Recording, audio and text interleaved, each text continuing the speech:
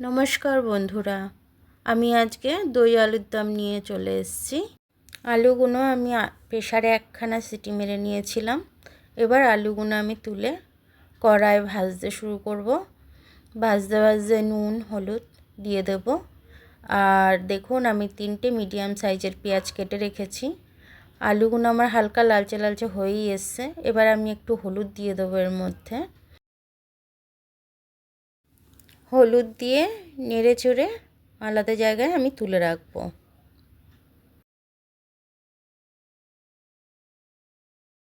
এবার আমি গরম তেলে একটু জিরে ফোড়ন দিয়ে দেবো, একটা তেজপাতা ফোড়ন দিয়ে দেবো, একটু ডালচিনি দিয়ে দেবো, 2টো এলাচের মুখ ফাটিয়ে দিয়ে দেবো। দেওয়ার পর পেঁয়াজগুলো দিয়ে দেবো। পেঁয়াজগুলো ভাজা ভাজা হয়ে গেছে।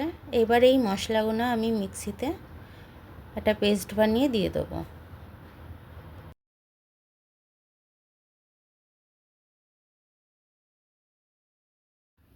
মশলাটা কড়াই দিয়ে দিয়েছি। এবার আমি মশলাটা একটু নেড়ে নেব। নেড়ে নেওয়ার পর একটু ধনে দিয়ে দেবো, আর একটু গুঁড়ো লঙ্কা দিয়ে দেবো, আর একটু হলুদ দিয়ে দেবো।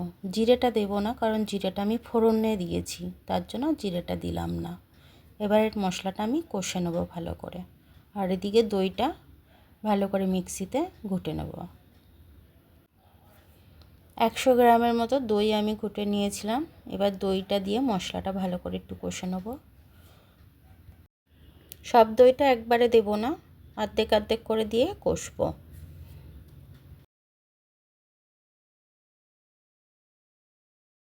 এবার স্বাদ অনুযায়ী একটু নুন দিয়ে দেবো। আর 100 দই নিয়েছিলাম, কারণ আমার আলুটা ছিল 500, তার জন্য আমি 100 গ্রাম দই নিয়েছিলাম, যেহেতু দই আলুর দম। আর এবার দেখুন কষা কষা হচ্ছে, তেলটা ছেড়ে দিয়েছে। এবার আমি জল দিয়ে দেবো। জলটা দিয়ে এবার একটু নেড়ে নেবো ভালো করে। তারপরে আমি আলুটা দিয়ে দেবো।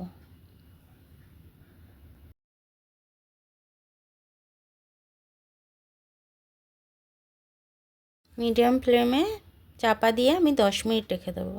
10 মিনিট বাদ দেখাচ্ছি।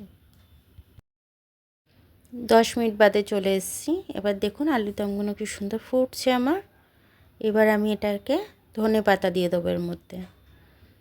আলুটা ভালো করে সেদ্ধও হয়ে গেছে। ধনে পাতা দিয়ে একটু চাপা দিয়ে দেবো। 2 মিনিট হাই ফ্লেমে ফুটিয়ে এটাকে আমি নুন চেক করে নামিয়ে নেব।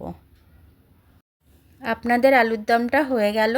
এবার এটা আপনারা ভাত দিয়ে, রুটি দিয়ে, পরোটা দিয়ে এটা আপনারা খেতে পারবেন। ভিডিওটা দেখার জন্য অনেক অনেক ধন্যবাদ। আর যদি ভিডিওটা পছন্দ হয়, লাইক এবং সাবস্ক্রাইবটা করে দেবেন।